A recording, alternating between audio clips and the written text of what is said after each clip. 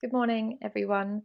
Thank you for joining us and welcome to today's webinar, brought to you in association with Aluminium International Today and the Aluminium World Fair.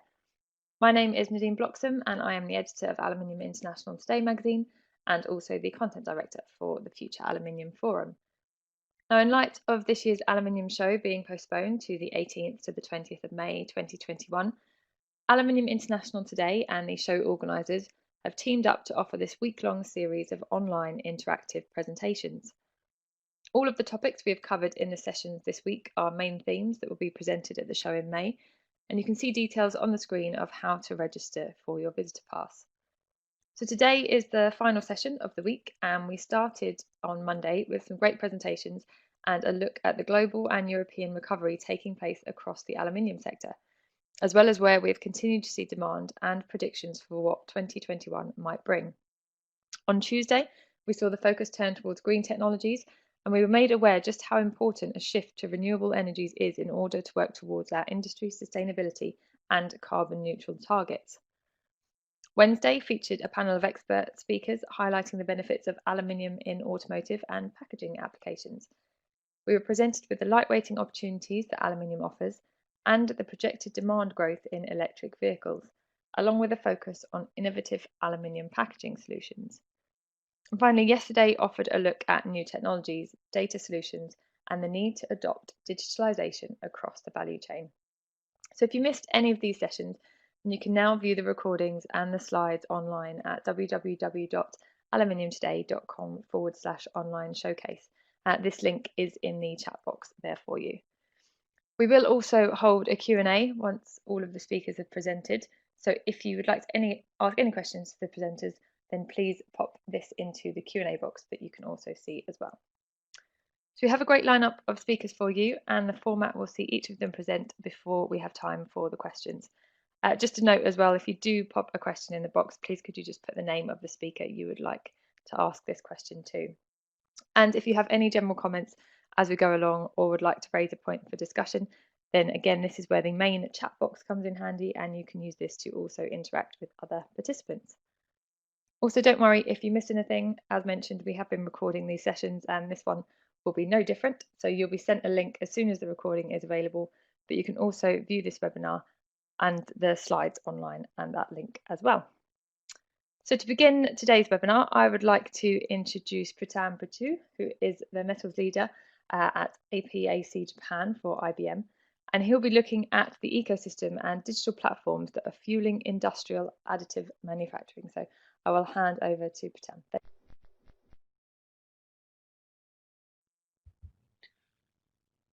Hey, thank you, Nadine, and it's always a pleasure coming to this forum. So thank you for inviting me, for sharing my thoughts.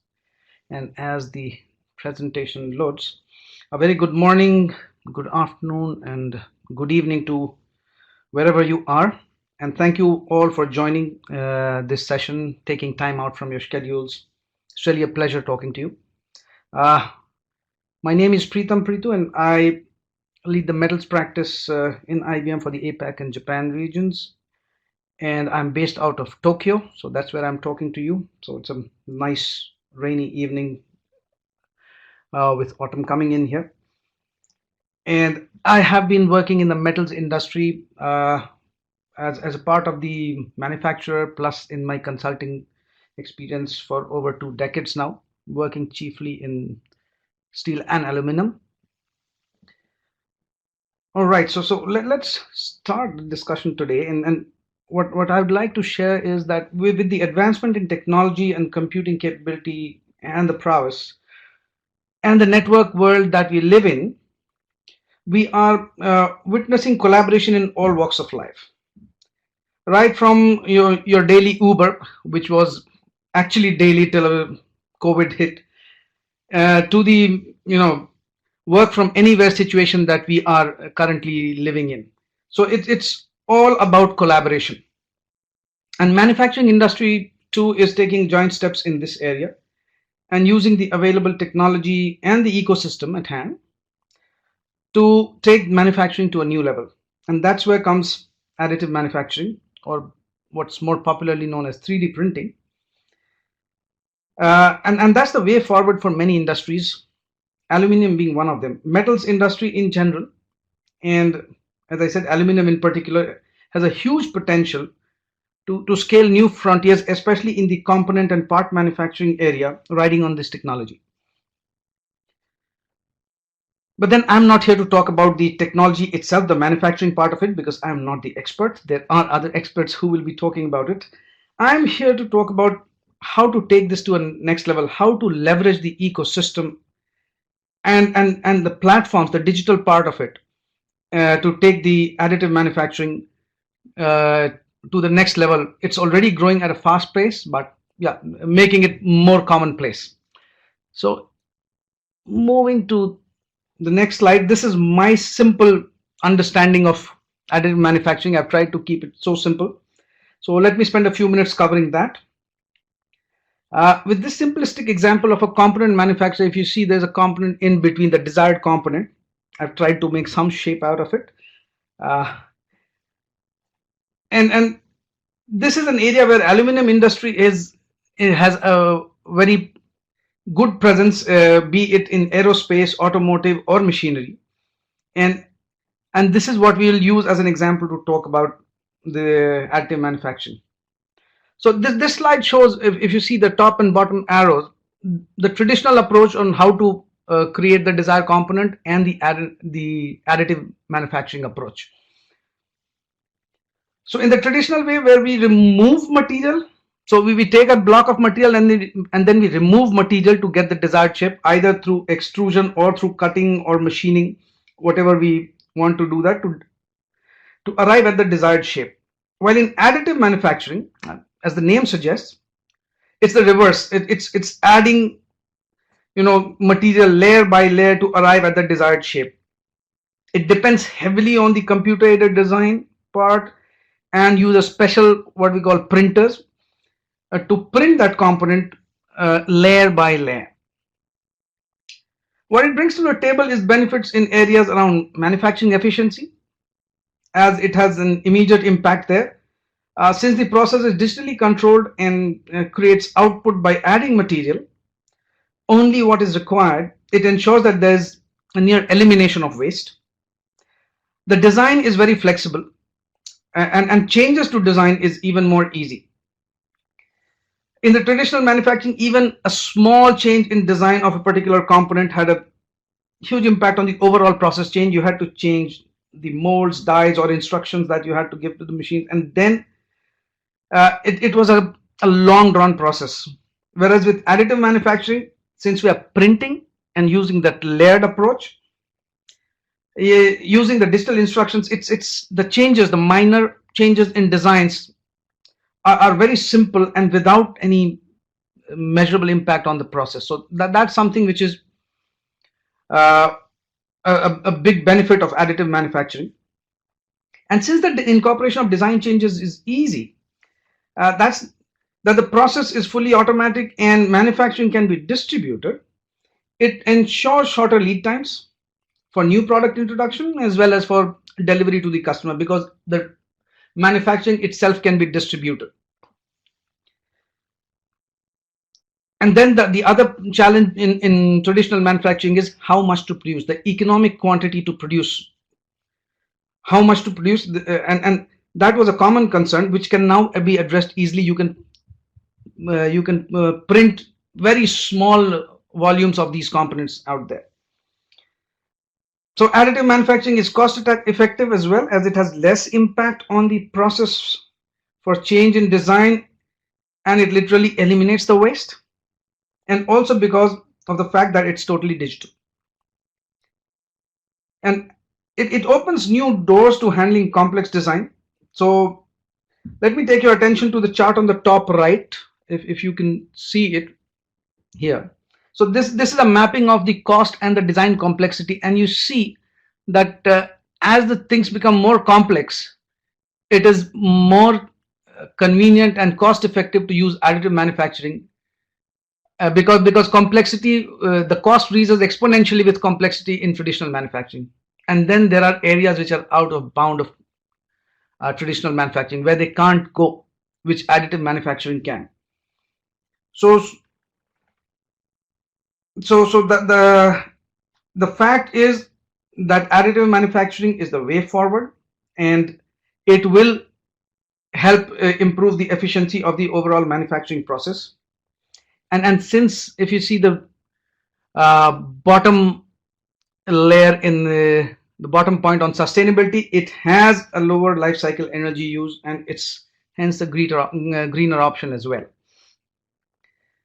So with this background, and this is something which is helping address what you see, the counterfeit, the piracy business. It is impacting the industry very badly, and that is what it is helping address as well.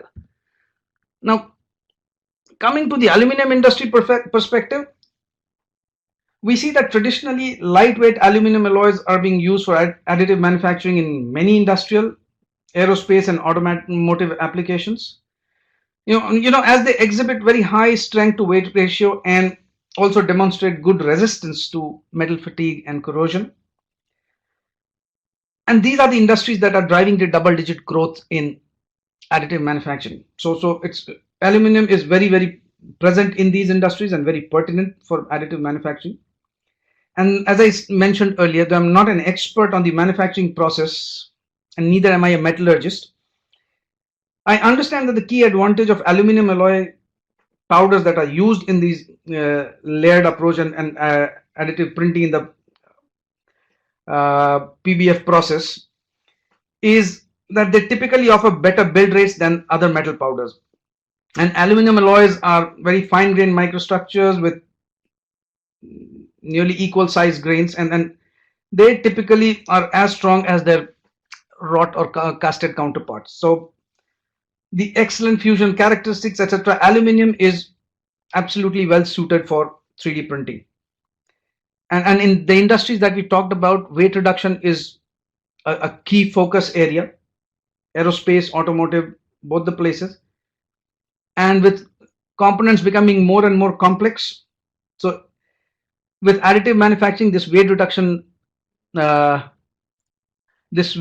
attribute or the requirement of the industry is also addressed. And although cost is a concern, technology is still costly. The cost will come down over a period of time, as we see it, as has happened with most of the technologies. Once the patent restrictions, etc., will go off, the cost will come down.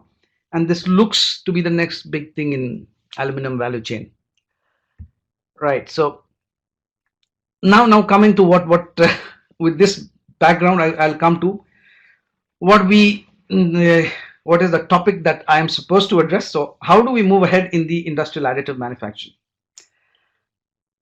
So if you look at the component manufacturing business, it has always been distributed, an ecosystem that is distributed. And even when you consider the traditional manufacturing, so I've seen automotive industries pretty closely, and the component business is that you have ancillary operators wherein you share your design, the manufacturer share their design to them, and they build the components and then give it back to them. So it is in essence a distributor, and for spare parts they have distributed facilities of manufacturing. So design and manufacturing have always been separate there. And when we come to the additive manufacturing, the industrial additive manufacturing, this also needs to leverage the ecosystem with some new additions, of course. Now we talk about sustainability, now we talk about certification, so all of these things will come in. So what you see here on the chart is a simple representation, a very simplistic representation of this ecosystem with different players covering, clients, engineering service providers, printing partners, technology provider, suppliers, certifiers, all of them, and all of them have interact with each other. And with an ecosystem which is so diverse and with players with different and sometimes conflicting objectives and motivations, it is very easy for mistrust to creep in the ecosystem. Mistrust that can kill the ecosystem. So what is required is a mechanism that builds an ecosystem that has trust in caps. So trust is the essence when we talk about an ecosystem like this. And this can happen only when each one is sure that their interests are secure. So what is needed is a channel for open communication, confidence that their data and IP is secure, and there's provenance in transaction and transparency, and an audit trail in all the transactions.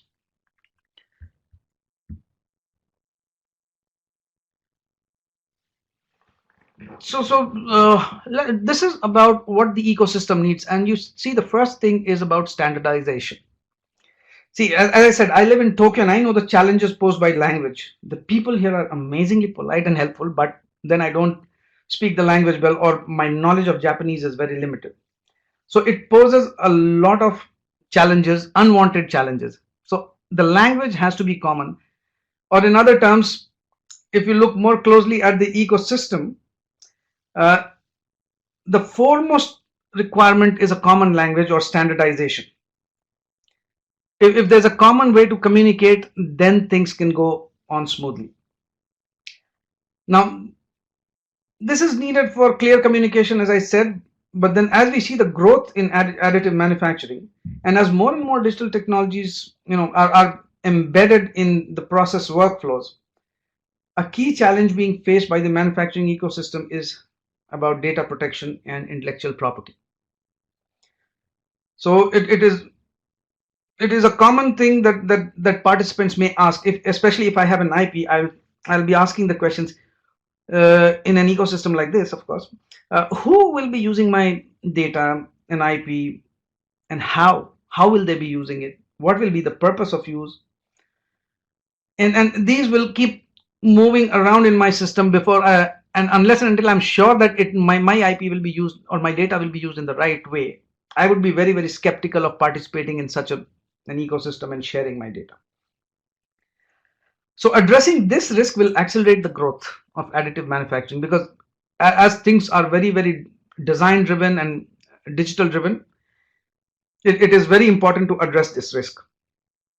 And also, each member of the ecosystem has very different needs of security and control. And what the ecosystem needs is a decentralized solution, that can ensure data sovereignty and trace the usage of data,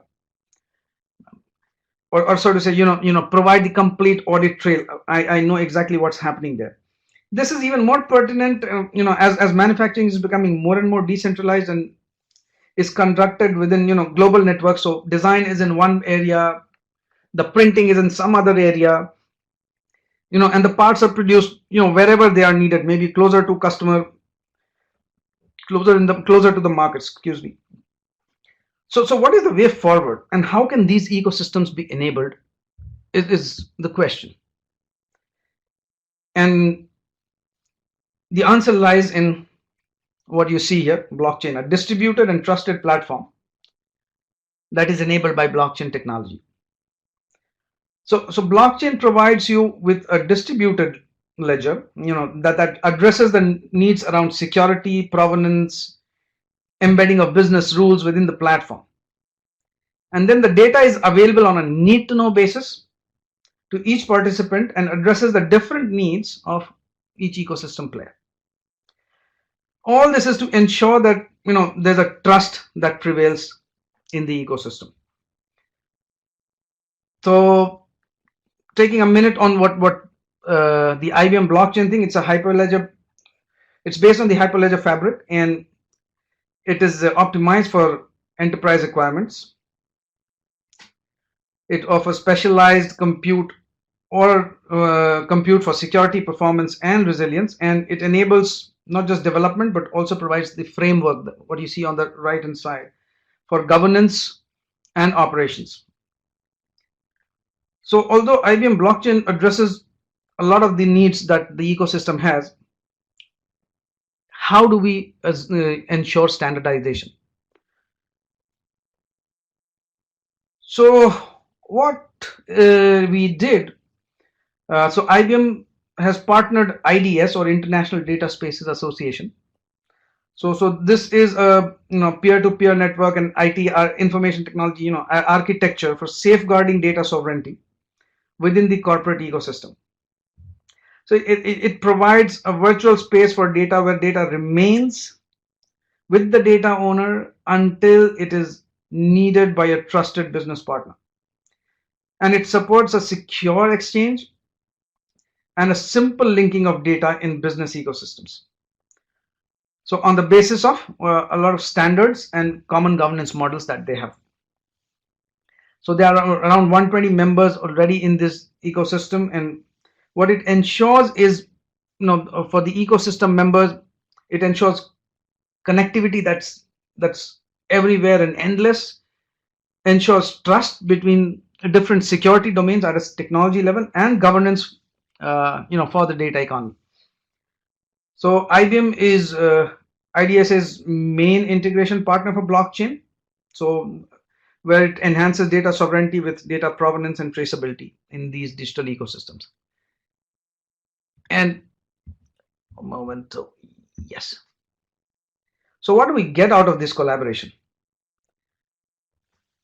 And how is it relevant to the additive manufacturing? So with the standardization issue addressed by this collaboration, the IBM and IDS have come up with a platform that brings benefits in the area of IP, where we have immutable records, to process immutable records of process to secure intellectual property. The IP owner owns the data throughout the transaction life, and also gets to know who's using the data, how, when, why, and where of it. It ensures transparency of the process data, and anyone in the ecosystem that see the data anytime, restricted only as per their need as defined in the system, or the collaboration needs defined by the ecosystem. The orders are fully traceable throughout the entire process for quality assurance and for the purposes of audits, and very importantly warranties that need to be offered. So there's a special IDS connector that they provide for the file and data exchange, which is completely secure, and this platform ensures that the players have the requisite control over the production and supply processes in the areas that they need to have. And now let me talk about how the platform enables the ecosystem by ensuring secure transfer of data. So let me take an example of platform usage involving client, a print partner, and an engineering service provider. So if you see the flow, the process is actuated when the client orders a part or a component from the additive manufacturing service provider and provides specifications, including the very important business sensitive construction data for it. The engineering service provider then evaluates and optimizes the construction file for additive manufacturing usage. The service provider then creates a print file and defines the material and the manufacturing process to be used for it. And thereafter, the engineering service provider initiates the process for selection of the right supplier or potential print hubs. Once a supplier is selected, the print file, including the metadata, is transferred through a very secure channel. And once the print job is executed, the manufacturing process data is stored immutably for warranty purposes and product provenance. And this brings benefits to the client, not just in the form of protection of sensitive business data and knowledge. It also provides, and especially to the small manufacturers, access to additive manufacturing, engineering, and consulting services, including the print execution, without any technical knowledge about additive manufacturing. So that's a huge advantage that it brings. And the engineering service provider is able to guarantee full data sovereignty, courtesy the platform, and provenance to the client, while the print partner is benefited as they can guarantee adherence to the process, material requirements, and they have improvement in their efficiency.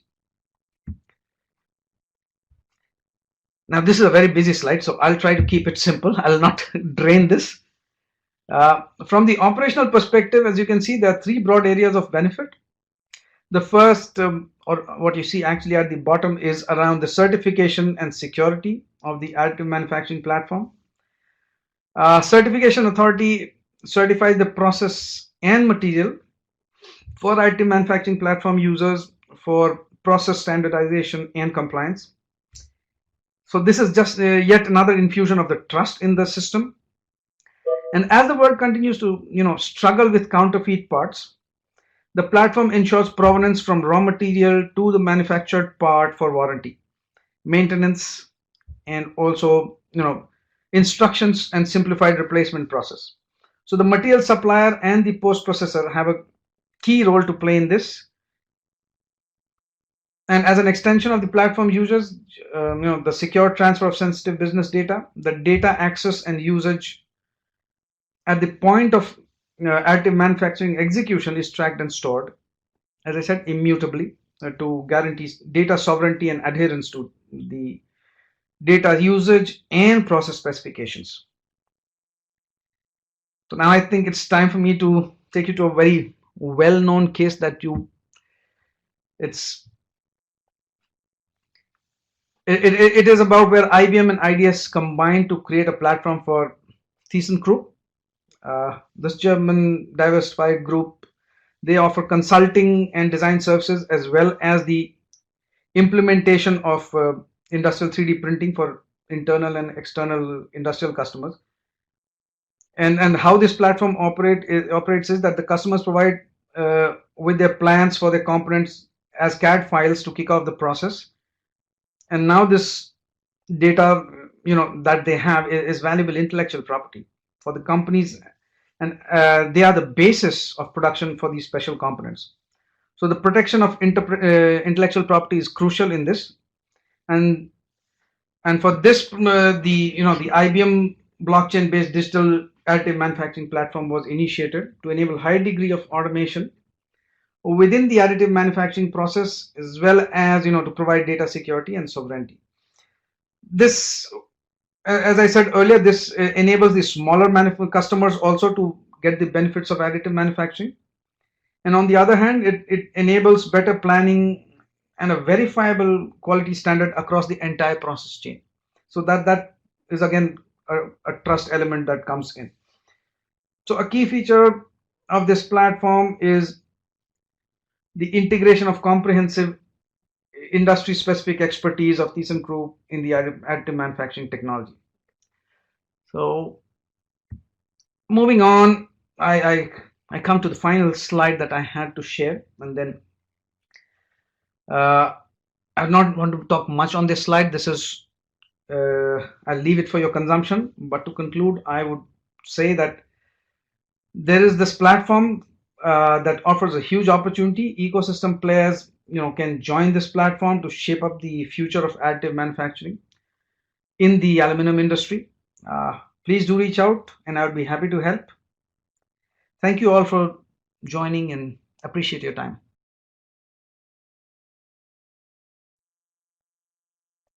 Thank you so much, Pratam. That was really interesting to see. And actually, this is a first kind of introduction really into the world of additive manufacturing for Aluminium International today. So it's good to be able to see what the opportunities are out there and how we can be working on this together.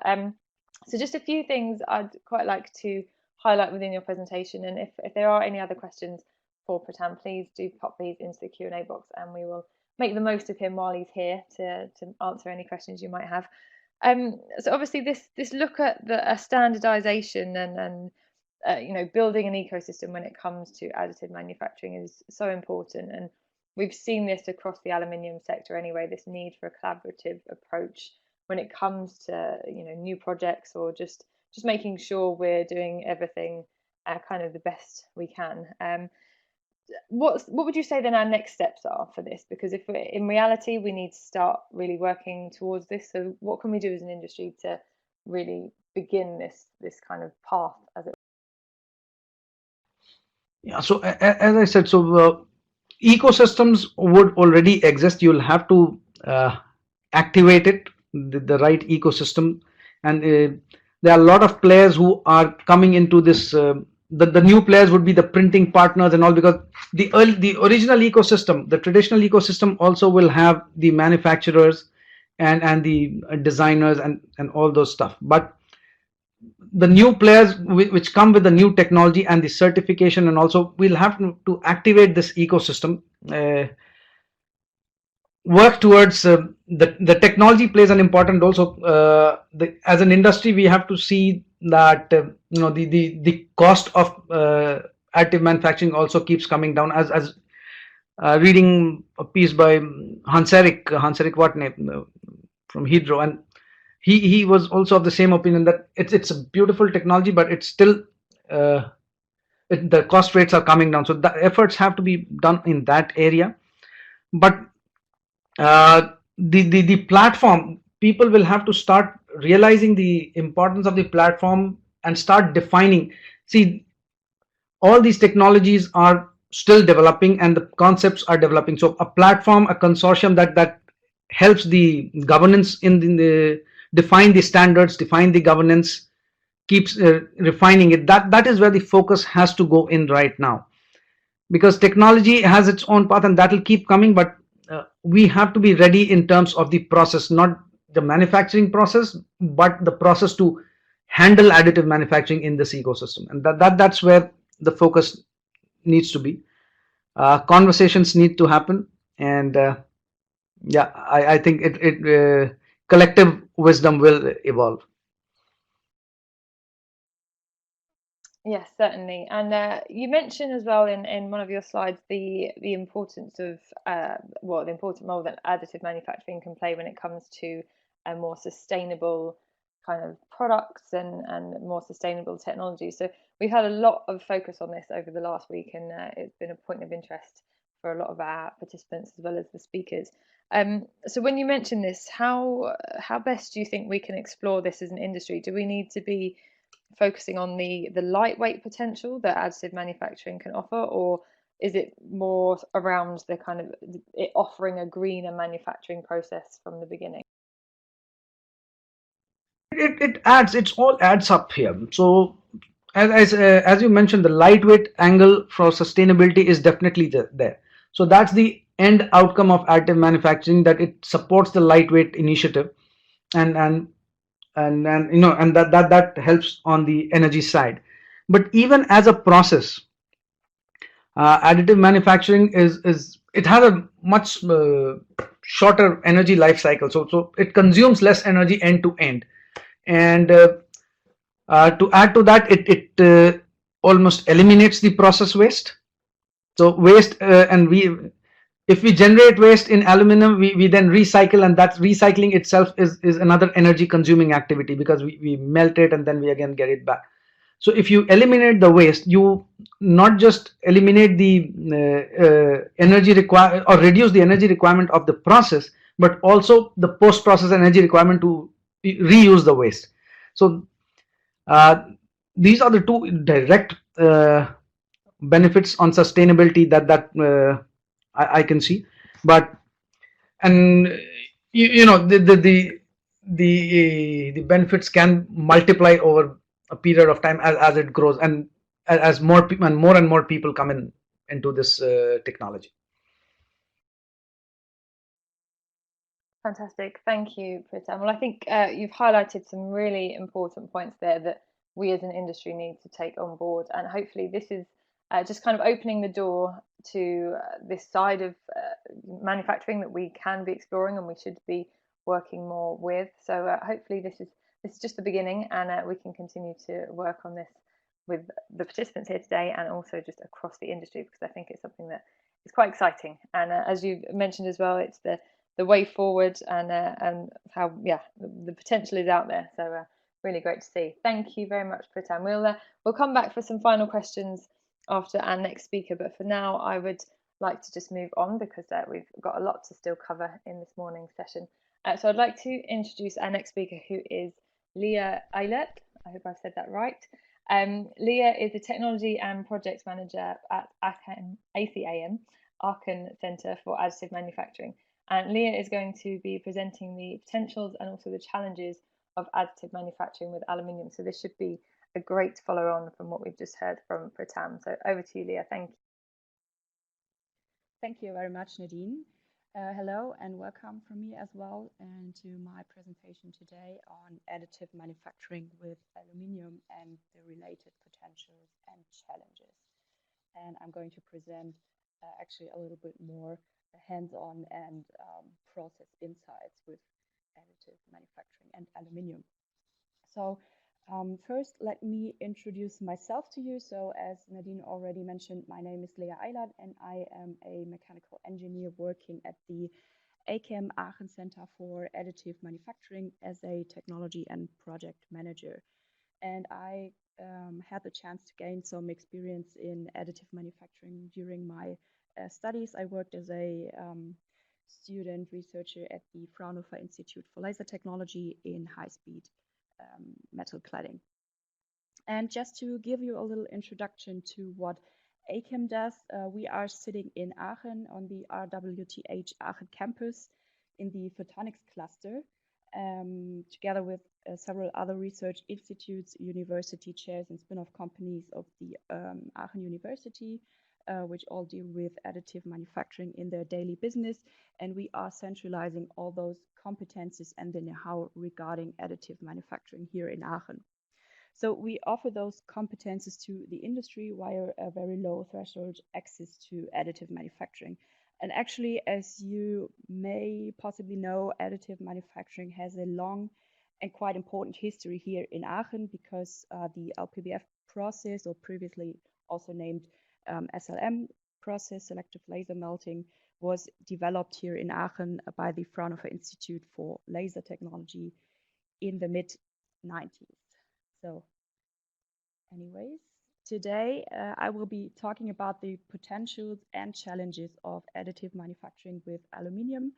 And to start with, I will give you a short introduction to metal AM in general, talk about aluminium-based powder material, and show you some application examples of additively manufactured components made of aluminium. And then we'll have a short resume and come to a conclusion as well as an outlook.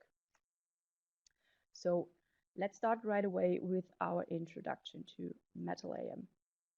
So additive manufacturing, as previously mentioned in the previous presentation, in comparison to conventional manufacturing, where a workpiece is formed by taking away material or forming a given volume into a desired geometry, works by building up a component layer by layer or element by element. And this applies to both metal and polymer-based AM. However, today we will be concentrating on metal-based AM. And there are several definitions actually for this, which basically all mean the same. So for example, as shown on this slide, the definitions by the ASTM and the VDI, which basically say that an object is built by building up layer by layer of material or metal material in this case, directly from 3D model data.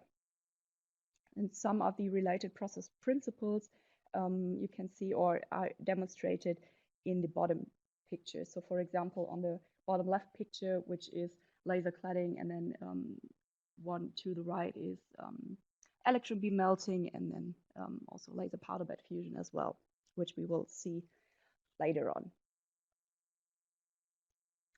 And then regarding the characteristics of AM technologies, there are a few which make them quite outstanding compared to conventional manufacturing processes.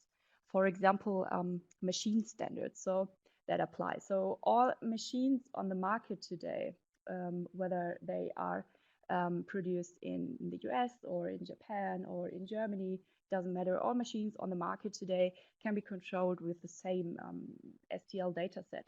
So STL stands for Standard Tessellation Language, as you may know.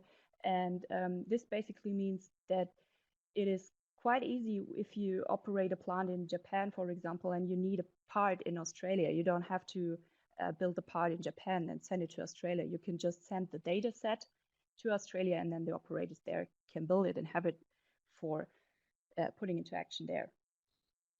And as previously mentioned, the digital aspect, so the generation of the part of the layer geometry directly takes place from this 3D CAD data. So you import your STL model into a slicer, then the model is sliced into the different layers, which then will be built in the manufacturing process later on.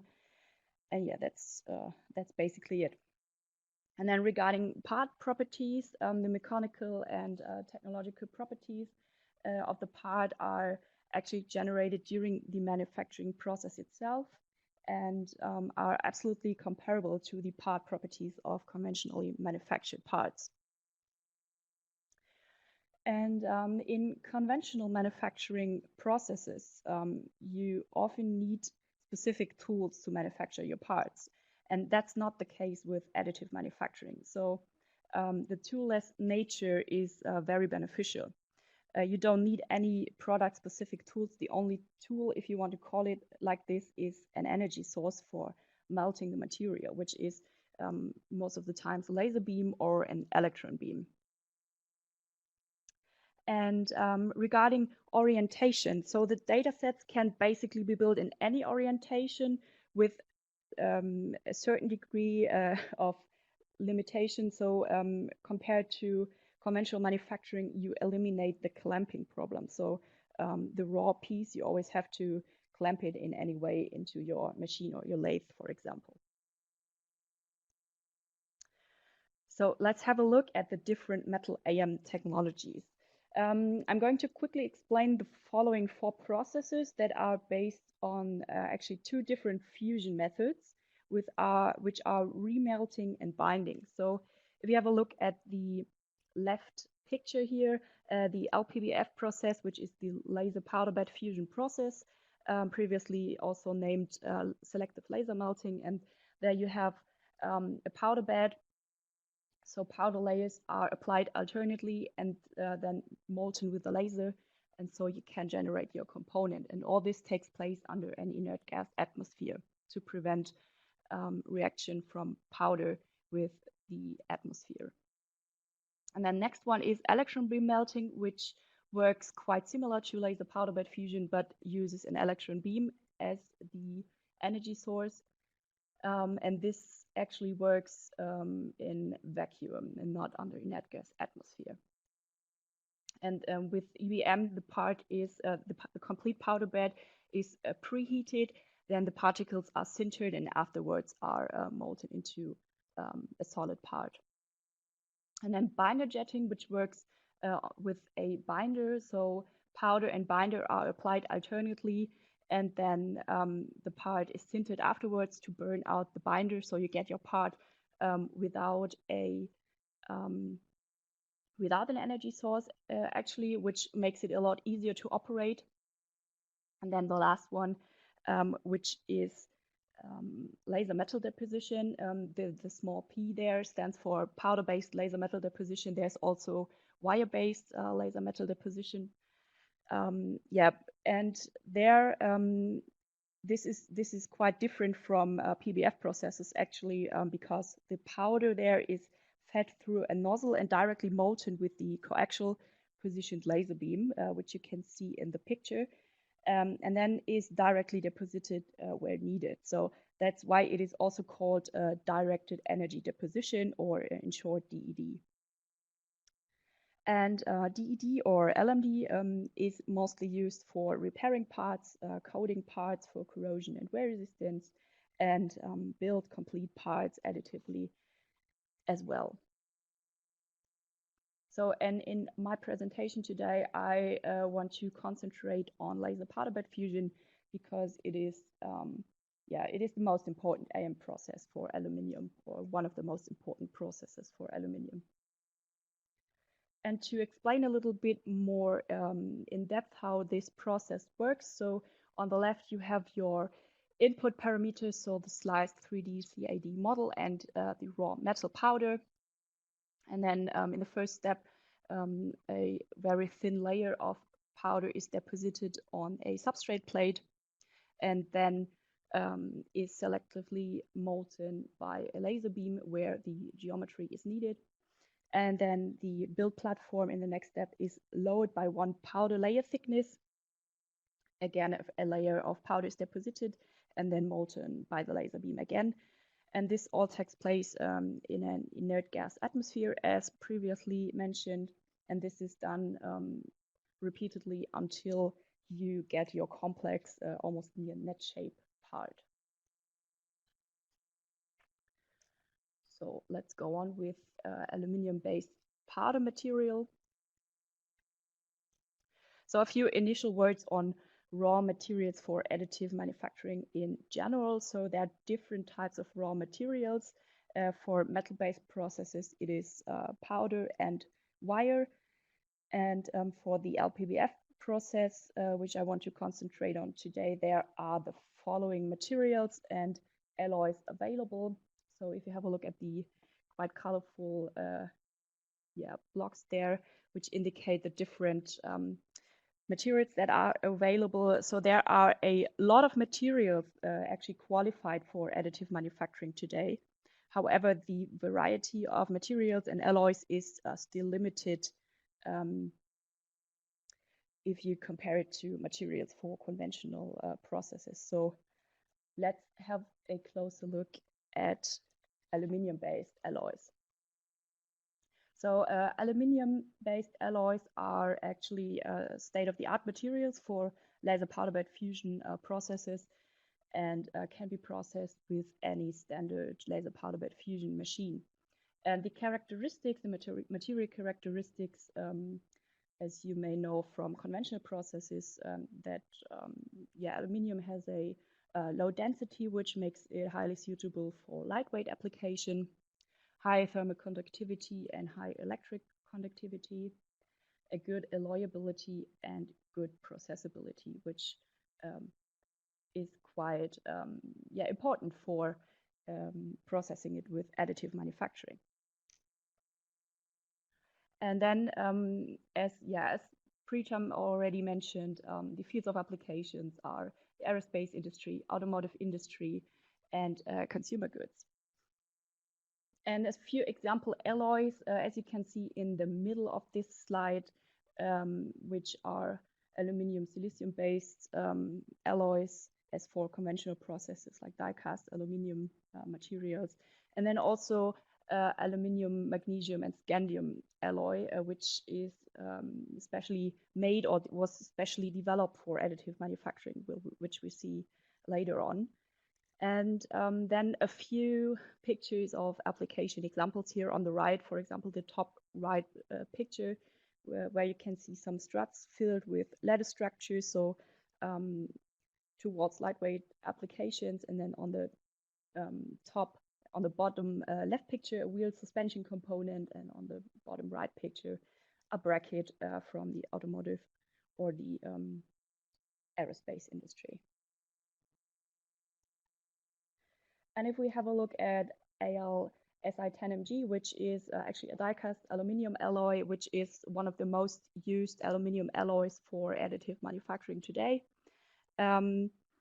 So this basically can be processed with any Lpbf machine as well, and there are a lot of machine manufacturers which produce their own materials, which offer this kind of material directly for processing in their machine with a standard set of parameters.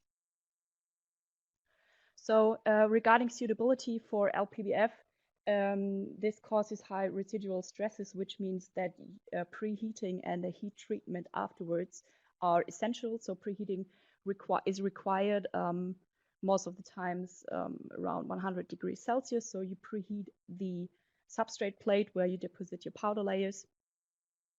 And then another point which was previously mentioned as well is the high thermal conductivity with a good strength to weight ratio, which makes it again suitable for lightweight applications.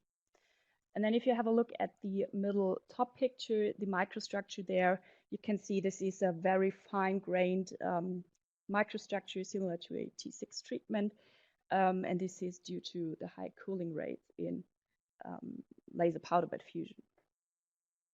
And for a heat treatment afterwards, you would normally perform a stress relief annealing at 300 degrees Celsius for 2 hours.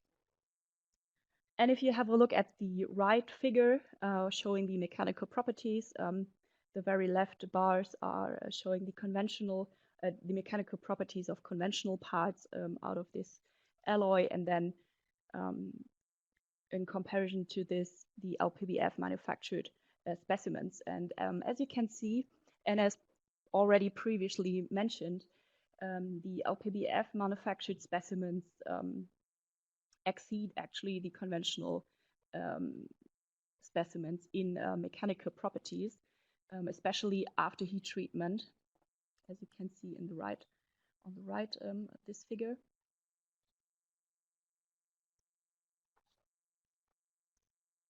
And then picking up on the comment before that there are alloys that are specifically developed for additive manufacturing. We have this alloy called Scalmalloy, which was or which is a development by AP Works, which is a subsidiary of the Airbus Group.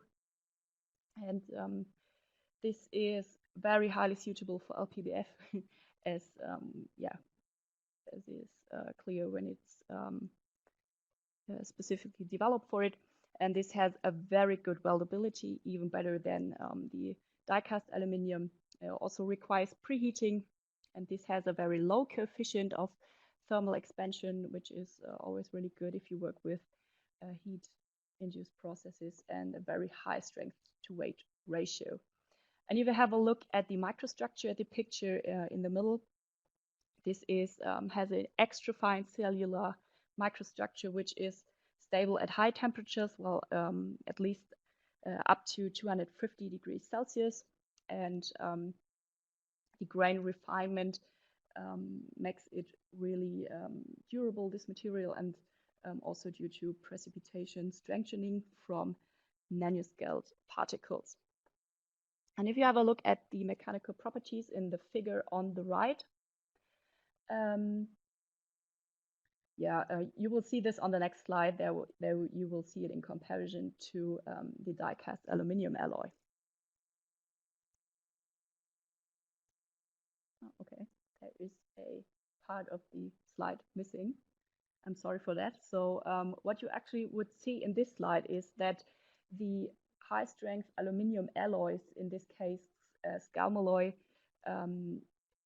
those characteristics in comparison exceed the characteristics of high strength of the die-cast aluminium alloy, sorry, especially in tensile and yield strength. And for Scalmalloy, this is the case especially with subsequent heat treatment. So with this, you have the main alloying elements, magnesium, scandium, and zirconium. And this material was patented at the end of the 90s, first as a weldable aerospace alloy, and then afterwards was intensively investigated for using in, especially in the aerospace sector, in additive manufacturing. And what makes this quite a lot more expensive actually than the AlSi10mg is the zirconium content, because it's quite an effort to extract scandium from nature. So this costs around $3,000 to $5,000 per kilogram. And then if you have a look, I hope you can read this at the right figure, there's another material shown here, which is A20X. So this is another high-strength aluminium alloy with its main alloying elements copper, titanium, boron, and silver. And this was quite recently patented in 2010. And this has a full approval for casting, especially in aerospace, but is only customer-specific approved, for example, for Boeing. As great as aluminium is for additive manufacturing, there are some challenges when working with aluminium powders and in general with all metal powders in additive manufacturing. So in terms of powder handling, it is always crucial to carefully follow the guidelines for adequate handling and to guarantee safety and health of operators and all involved persons. So not only for safety, but also for increasing productivity and keep up the quality of your part and reducing the waste and in general have a safe environment. So there are some important points: powder storage, and then powder conditioning and recycling. And why is that so? So there are 3 key points why adequate handling is crucial. So some powders, especially this is the case with aluminium powder, or for example as well magnesium powder, those materials can explode under certain conditions. So this is always has to be considered when working in a lab with it. And when you reuse such powders, you have to always make sure that they are not contaminated, the humidity factor is low, and the particle size distribution always needs to be controlled every few use cycles to guarantee high part quality after all. And then last but definitely not least, that there's the fact that breathing in fine powders can have quite a negative effect on the operator's health.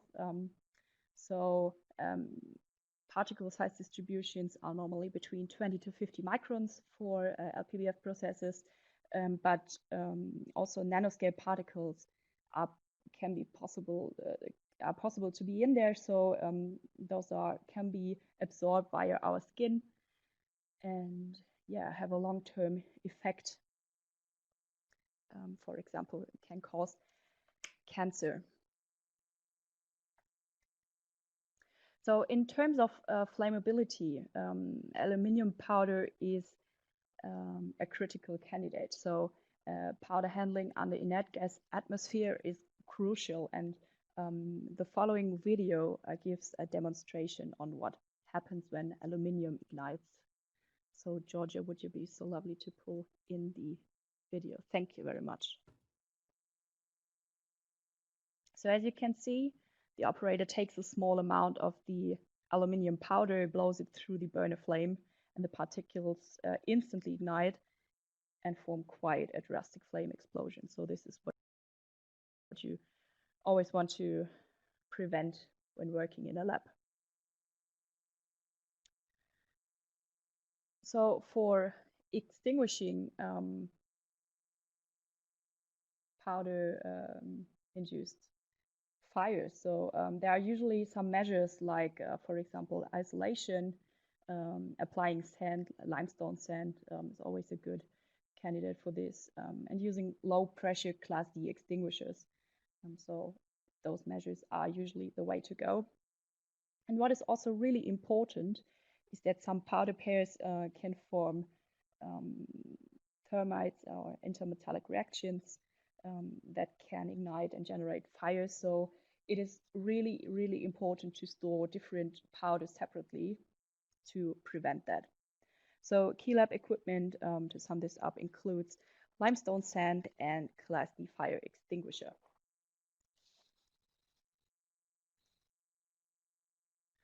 So as previously mentioned, the correct storage of powder is important for safety reasons. So this involves some buckets and bottles as shown in the left picture. Those bottles are usually used for the delivery, and sometimes also for the storage of powders, usually in amounts of 5 to 10 kilograms, because otherwise it would be too heavy. And then you need shelving and, for example, a fireproof cabinet as seen in the right picture to store your powder safely, and then hermetic reservoirs with check valves if you performing manual handling, for example, if you do this for testing reasons, or sieve your powder after extracting it from the AM system and then putting it back into it to reuse it. So in terms of operator safety, which is one of the most important things when working with powder-based additive manufacturing, there are a few preventative measures resulting in personal protective equipment, which you should have always in your lab and use. So a filter mask, which you can see in the middle, or even a full protection mask, which you can see on the right side. And then safety shoes, maybe a lab smock. Those should be washed regularly, and then some gloves and laser safety goggles. Most systems, though, are closed and equipped with safety glass, so you don't need any goggles, but there are lab systems, especially in research institutes, that may be open for research and development purposes, and so there you definitely need like safety goggles. So following the mentioned rules is not only important short-term, but also long-term to prevent effects in eyesight or to prevent cancer due to breathed-in powder particles. So now let's have a look at different application examples. So you may all know about some perfect application examples for aluminium, but where can the potentials of aluminium and additive manufacturing be combined? So the answers, or one of the answers, is the automotive and the aerospace sector. So there are a few, let's call them low-hanging fruits in automotive and aerospace. And regarding some characteristics in terms of production in the automotive industry, serious production and a high degree of standardization is daily business there. So with AM, it is possible to perform mass customization. So within serious production, you can print variants of the same product in one go. And then also mounting aids for production, for example, for putting on stickers or holding templates in the correct position. And then for aerospace, this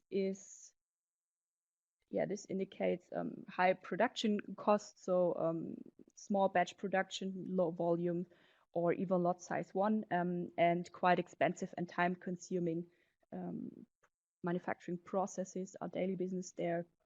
And with toolless manufacturing, you can pick those low-hanging fruits. So as previously mentioned, the only tool you need there is the energy source, so the laser source. And then with both industries, some beneficial factors are the shortened innovation cycles you can reach with additive manufacturing. So complexity is for free, which is here in marks. So if you raise the complexity of your part, this is not directly resulting in a major cost increase. And because of this, you can perform functional testing and mock-ups quite quickly. And then as for reliability and client satisfaction, it is possible to distribute your production. As mentioned on one of the first slides, you can produce your parts actually where they are needed. You don't have to produce them in one part of the world and then send it to another part where the part is needed actually. So this also is called digital warehouse, and also it is possible to quicker repair your parts. You can make them on demand and don't have to produce them in advance to put them into storage and increase investment there. So, and also parts can be repaired a lot quicker. So let's have a look at a few application examples on this slide, actually from the automotive industry. So the first one is this manifold inlet on the left side, which is made of AlSi10Mg on the X-Line 2000R, which is one of the biggest commercially available Lpbf systems worldwide from concept laser. And this manifold inlet is actually the largest ever 3D printed metal automotive part, which was then installed in a racing car. And the time to print this part was actually only 5 days, considering that this is quite a big part. You didn't have to make a mold first, and it only weighs 6 kilograms, which is perfectly suitable for racing cars. And this part was actually installed in the Hoodie truck owned by Ken Block. So some of you might know him. And then the second application on the right side, is this rooftop bracket by BMW i8 Roadster, which is also made by AlSi10Mg. And the special special factor on this part is actually the bionic design, which you can see in the bottom picture. On the left side, the conventional part, and then after several iterations, you get to the additive part after the additive design. And with this topology optimization or optimized design, they could achieve a weight reduction by 40% and a stiffness increase by 10%. And this example already goes more towards serious production, which you will see on the next slide. So in this video, you can see an example of a Lpbf process producing the previously mentioned rooftop bracket. You get a short glimpse on the Lpbf process in the beginning, then the powder is extracted from the machine. And here you can see the parts and finally one part in action there. So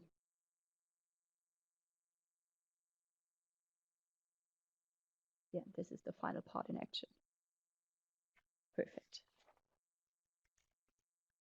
And then as for aerospace components, I'll show two examples here, which are both made of scalm alloy. So the special alloy, which was made especially for additive manufacturing by AP Works. So on the left side, you can see this bionic partition, which is actually the world's largest 3D printed metal aircraft component. And with this bionic design, they achieved a 45% weight savings. And this will result in fuel savings and reduce carbon dioxide emissions, which is key in aerospace applications. So this part is a partition between the passenger compartment and the galley, and is quite a design challenge as it must include an opening for the emergency stretcher and a fold-out seat for the crew. So the bionic design of this partition is based on the biological algorithm of the slime mold. And yeah, if this was installed in all ordered A320 aircraft, this design could avoid carbon dioxide emissions of up to 1 million tons per year, which is quite a lot. And then on the right side, you can see this bracket. Also, it has a bionic design, quite unusual if you compare it to conventional design. And with this part, they could reduce the number of parts. So previously, this was made out of several parts, which were then assembled to build the component. Yeah, and then also this contributed to weight savings. So let's come to a little resume at this point regarding the challenges and potentials, or some of the challenges and potentials I mentioned in the previous slides. So to sum this up, the potentials regarding the usage of aluminium in additive manufacturing, and especially aluminum, we have quite a good processability with Ibm processes. So most machine manufacturers offer machines that have a standard set of parameters for building aluminium parts. So there's no parameter investigation needed. And aluminum offers a good or even high strength to weight ratio, and is, as commonly known, highly suitable for lightweight applications, which for the automotive and aerospace industry result in fuel savings and reduced emissions. And then as for the scalm alloy, there are alloys and other alloys. There are alloys that are specifically developed for additive manufacturing, especially scalm alloy is said to be light as aluminium and ductile as titanium. And then in general, some potentials of additive manufacturing in general. We have the potential of reducing production costs and innovation cycles, and the potential of setting up a digital warehouse and quicker repair of parts. And then as for challenges, those are mostly health-related challenges or operator safety-related challenges, it is really crucial to know about adequate powder handling and to know and observe the guidelines there. You always have to know and be aware of that aluminium powder is quite combustible and classified as being flammable, which you saw in the first video I showed. So you need appropriate lab equipment, so shelves, cabinets, and because of the health hazardous properties, you need personal protective equipment like gloves, a mask, and gloves, for example. And then another challenge which is quite outstanding for scalmalloy is that the scandium concentration in nature is quite rare, and it is quite expensive to extract scandium. So let's come to a little conclusion and then the outlook. In this slide, you can see a figure which shows the future demands of aluminium alloys. So nowadays, we are still below the 500 tons mark, which is marked in or highlighted in orange here. And as you can see, nowadays, aluminium alloys are still mostly used for prototyping purposes and a lot less for production purposes. In the future, so in 2026, 2027, there will be a shift from prototyping to production. And in 2028, this even will exceed the 3,500 tons mark. And the higher demand is due to expanded capabilities regarding the manufacturing process itself, and also the powder production processes.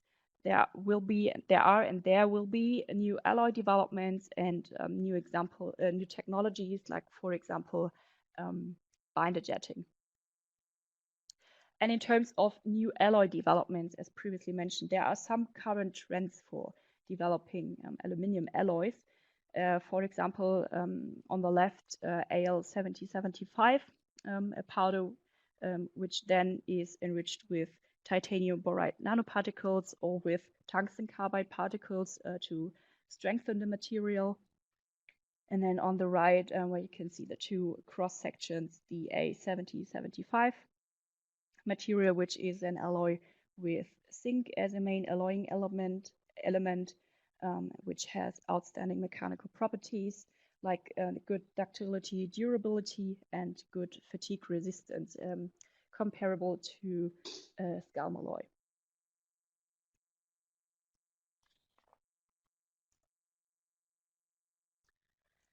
And when we look at the demanded cost development, so as previously mentioned a few times, cost is quite an important factor in additive manufacturing. And to have a look at possible future scenarios for successful business cases for additive manufacturing with aluminium, you can see in this figure that today those business cases are more within the space sector, still limited for aviation, and within the automotive sector, especially for racing cars. So the those business cases are marked here in blue and in green. So the main factors for making those business cases successful or more successful are actually productivity and the costs.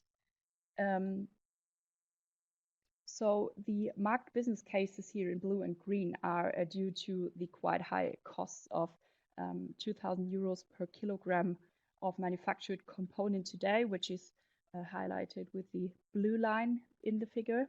And the vision for the next 15 years is to decrease the cost per component by about 1/20 to 100 euro per kilogram, which is marked with the red line.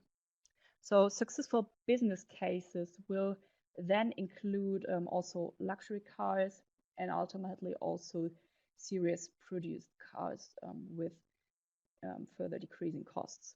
And key factors for cost decrease are actually increasing productivity of AM processes, as previously mentioned, and decrease machine and powder costs, which is still ongoing, as well as the expiration of related patents. So a few final words to end this presentation. The metal AM market will considerably grow and continuously grow as well, as shown in previous figures. So the AM technology is already beyond the hype and matured towards serious production, and with more players entering the market, eventually a contribution to the growth of all involved processes and along the entire value chain will be made. So if a cost reduction in aluminium, or generally a cost reduction, can be achieved, aluminium-based materials for additive manufacturing will remain one of the most demanded materials, especially for lightweight applications in the aerospace and automotive sector. And in general, so not talking exclusively of aluminium, a better integration of software and in situ process control, higher process speeds, and a higher degree of automation are also contributing factors to a higher maturity level and lower overall costs across the AM industry. So thank you very much for your attention, and I'll be happily available for your questions. Thank you so much, Nia. That was a really fascinating presentation, and great just to see again the huge potential we have here with aluminium in AM. So thank you very much for that. We have had a few questions come in, and I've got a couple of topics that I'm keen to just get your opinion on before we leave today. A couple of the questions I'll fire at you now are quite technical, so hopefully these make more sense to you than to me necessarily. So the first question is looking at in terms of porosity control. The question is, which is better when it comes to Lpbf or LDMP? And they'd also like to know your comments on microstructure control, if you can. So in terms of porosity control, or in general defect control in additive manufacturing, there of course are previously done investigations on how to process the corresponding materials defect-free. So it is also always really important, if you have your standard set of parameters for a specific kind of alloy or a specific kind of material, which will work because this is guaranteed by the material supplier. It is really important to preheat the platform, the building platform, and then to perform heat treatment afterwards to prevent the residual stresses. Thank you very much. And just a couple of questions carrying on with this. And obviously you mentioned this cooling in Lpbf. So one of the participants would like to know, is this additional cooling or just from laser-based fusion to room temperature? No, there's no additional cooling because you don't want to induce any extra cracks. This is only due to the laser-induced energy and laser-induced heat. Excellent, thank you. Well, you seem to have stirred a lot of interest with our participants here because the questions keep coming, so we might as well work our way through them because it's really good to see this much interaction on a topic. So another attendee has said, firstly they've commented saying nice presentation, thank you. Could different metal powders be used in layers to form a composite part? Yes, to a certain extent, but today only in labs. So there are no standard machines, standard processes you can buy off market to build multi-material parts. So this can be done, and this is done, for example, by one university chair here in Aachen, but only but this is only still under research. sorry, in polymer AM, this is state of the art. So in polymer additive manufacturing, you can build different materials upon each other, but not with metal AM.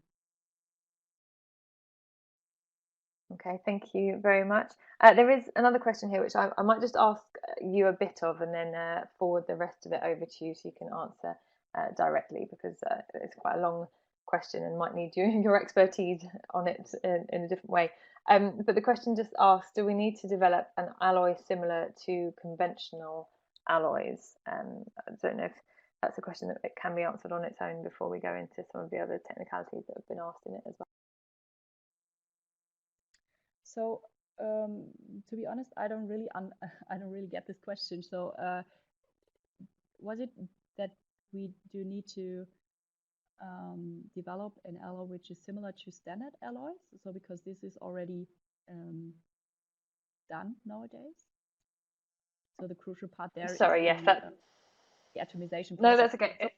So maybe forward me this question via mail, and then I can answer the participant directly. I don't know if this would be easier.